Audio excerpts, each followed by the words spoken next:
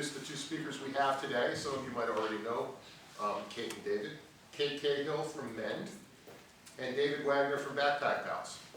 So I'll turn it over to you. We've been around for 37 years, and we have currently 16 pantries in our coalition.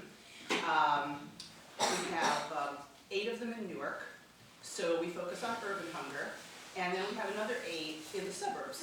But the bottom line is that for many years, we're really no longer just focusing on the emergency needs that crop up after fires, floods, medical crises,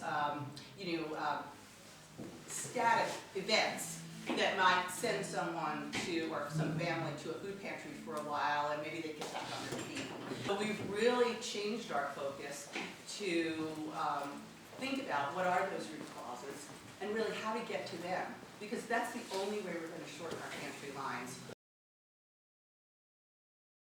What I do is very laser focused, a very specific group. It's just South Orange and Maplewood. And basically the Red Party Backpack Pals program was the first program to come out of Red Party, which basically when we started, all we did was have the party, raise some money, and split the money down the middle and give it to the 2 local pantries. But as it got bigger and more popular, we started to raise more money, we started to look for more creative ways to fight hunger. How about advocacy? How does that fit in? How does MEND approach that? That is something that we're trying to get more and more involved with. Mm-hmm. I will tell you that it is extremely difficult to get the attention of any of the politicians in the area. We're always worried that we're not serving the senior population well enough. And then there's the shame component. We just find that the elderly feel that much more deeply than any other age group.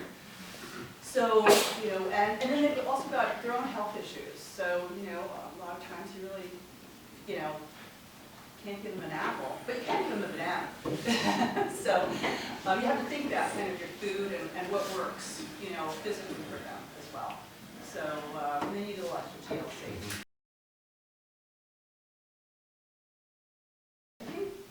I think one of the most important things are forums like this, where we share information. For years,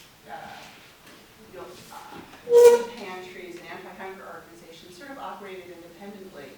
And there was really sort of an unintended silo effect that sort of came from all that.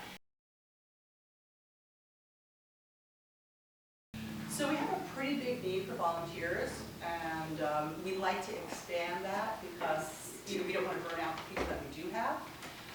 So we have a sign-up genius now, which we're expanding, and I can share that. Because what we get a lot of, not to go into great detail, but we get, like from Whole Foods and Cahill, we get a lot of fresh bread. So we have a set of volunteers that will pick that stuff up on Friday nights and bring it at 8 o'clock on Saturday morning. Well, all that stuff has to get portioned.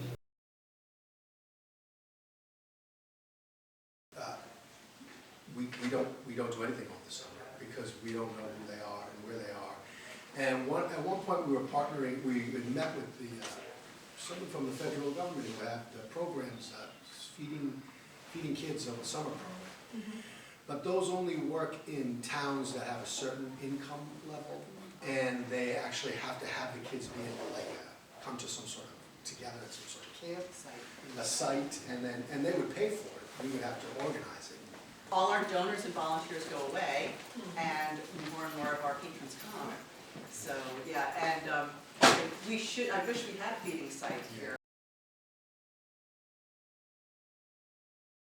Where's the need? How do you fight hunger in our towns? And I think it is this kind of open dialogue that and I couldn't agree more with we give you food, but there is such a root problem that we can't get our heads around. And it's going to take these kind of meetings and talks and effort, really, to just, it's good, because we're going to go a little extra than just going to the supermarket buying food. And we got to be open to that. I think think if food alone solved the hunger crisis, we would have had one for years now.